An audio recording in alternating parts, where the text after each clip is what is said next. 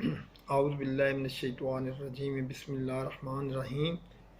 آج 7 مئی اور سعودی عرب میں ہمارا 14واں روزہ ہے 2020، اور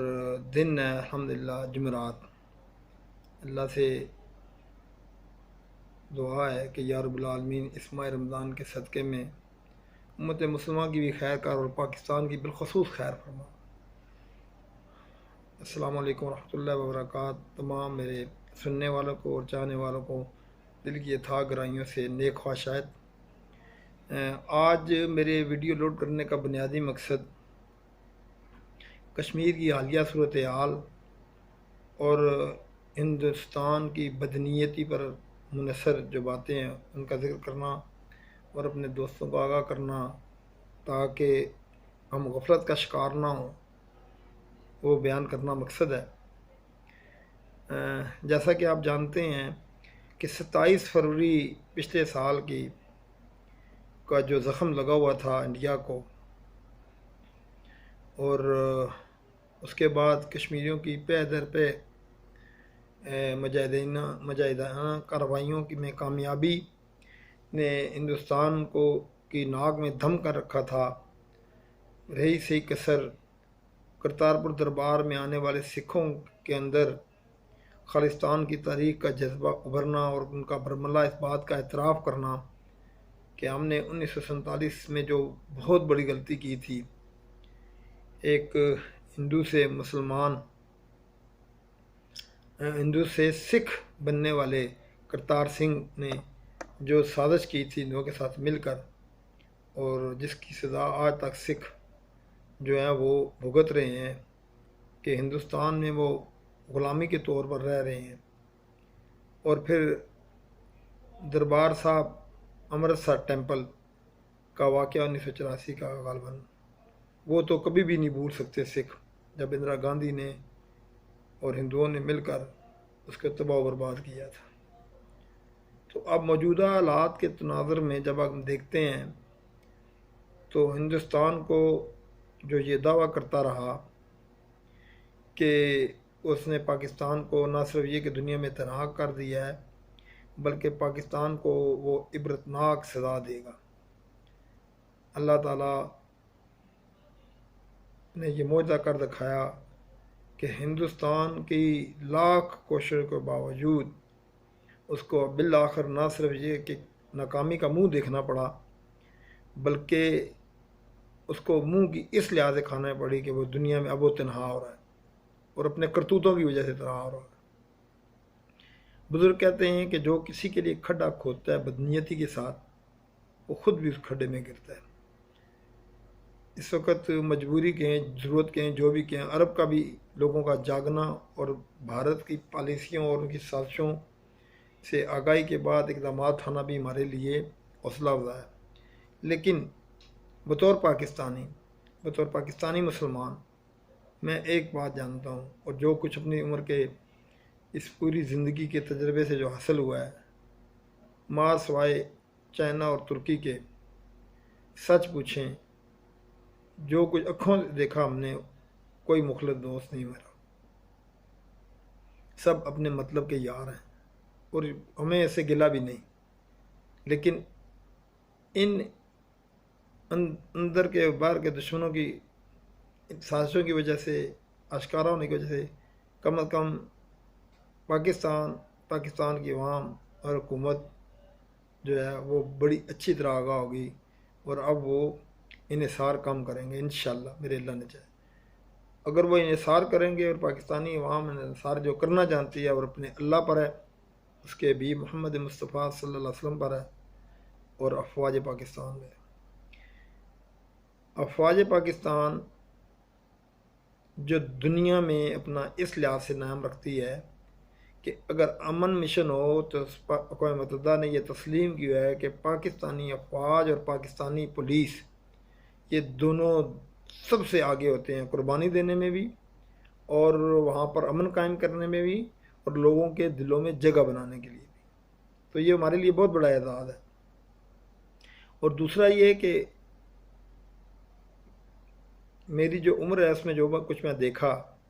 جیسے 65 کی جنگ رہی، 71 کی جنگ رہی، اس میں بطور رضاکار بھی میں نے کام کیا الحمدللہ اپنے وطن کی خدمت کے حوالے سے۔ دنیا کی واحد فوج پاکستان ہے جو عرصہ 40 سال سے مسلسل جد و جہد، جنگ و جدل، دہشت گردی کے خلاف کھڑا ہونا اور قربانیاں دینوں میں صف اول میں ہے۔ اور دشمنوں نے، غیروں نے اور کچھ اپنوں نے جو مل کر یہ آفتیں اپنے وطن عزیز پر ڈالی تھی، اللہ نے اس میں بھی خیر کا پہلو یہ نکالا کہ پاکستان اس وقت اپنے تجربات اور جنگی صلاحیتوں اور ہر وقت حالت جنگ میں رہنے کی وجہ سے انشاءاللہ الحمدللہ اللہ نظر بد سے بچائے، افواج پاکستان قربانیاں دینے کے جذبے کی وجہ سے دنیا میں واحد قوم اور واحد ملک اور واحد فوج ہے۔ اب جبکہ کرونا کا بھی مسئلہ چل رہا ہے، ہم اس سے بھی نمبر آزما ہیں، اور دوسری طرف اسرائیل، امریکہ اور انڈیا کی ایک تکون ہے، بلکہ میں اس میں برطانیہ کی بھی شامل کروں گا۔ یہ ایسی بڑی تکون ہے یا یہ چوکٹا ہے جو کسی صورت پاکستان کو خوشحال پرامن نہیں دیکھنا چاہتے، کیونکہ وہ اچھی طرح جانتے ہیں اور یہ ثابت ہو چکا ہے کہ وہ یہ سمجھتے ہیں اب اسرائیلی ربی اور انڈین کہ پاکستان کے ساتھ الحمدللہ اللہ کی روحانی جو دنیا میں موجود قوتیں ہیں وہ بھی ان کے ساتھ ہیں، اور اللہ تعالیٰ یہ بھرم بھی قائم رکھے اور یہ روب بھی ان دشمنوں پر طاری رکھے۔ تو کہنے کا مقصد یہ ہے کہ کشمیر کی جو دن بدن دگرگوں حالات ہیں، اس کی وجہ سے پاکستان کی خاموشی، صبر و تحمل اور بڑا دھیمے انداز میں اس صورتحال پر نظر رکھے ہوئے، نہ صرف رکھے ہوئے ہے بلکہ ہر اقدام امید تعالیٰ انشاءاللہ انہوں نے کر رکھا ہوگا، جس پر انڈیا روز بروز ہماری خاموشی، ہماری مصلحتیں، خاموش کردار اور دنیا کو اس کو آشکار کرنا نے آگ لگا رکھی ہے۔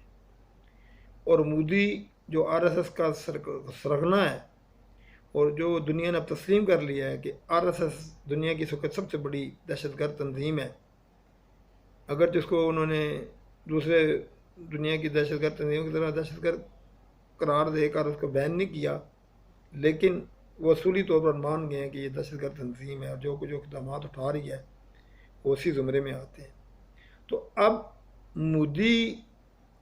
اور اس نے اپنی عوام کو جو جھوٹ بول کر ان کو اپنے حلقۂ اثر میں بٹھا رکھا تھا اور تمام حقیقتوں کو چھپا رکھا تھا، اپنی ناکامیوں کو چھپا رکھا تھا، وہ چاہتا ہے کہ اپنی ناکامیوں کو اسی طرح چھپائے ہوئے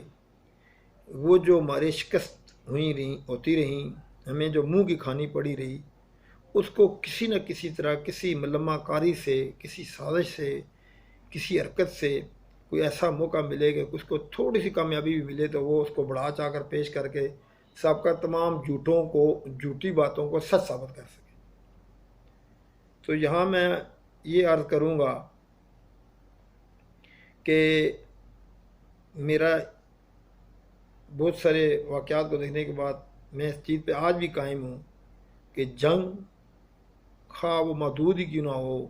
خواہ وہ لائن آف کنٹرول پر ہی کیوں نہ ہو، کسی صورت کسی ملک کے لیے خیر کا پہلو نہیں رکھتی۔ اگر حکومتوں کا جنگوں میں ملوث ہو جائیں تو وہ تباہی کے سوا کچھ نہیں ہوتی، قطع نظر اس کے کہ کون فتح اور کون ناکام ہوتا ہے۔ لیکن یہ حقیقت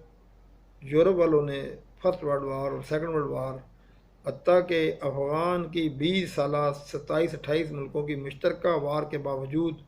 اگر انہوں نے یہ آخر تسلیم کر لیا، جیسے کہ موجودہ وزیر اعظم عمران خان بھی کہتے رہے ہمیشہ، اور کو طالبان کا بھی وہ لقب دیتے رہے، انہوں نے کہا یہ جنگ، یہ میدان جنگ کوئی مسئلے کا حل نہیں ہے، بات چیت سے، حقدار کو حق دینے سے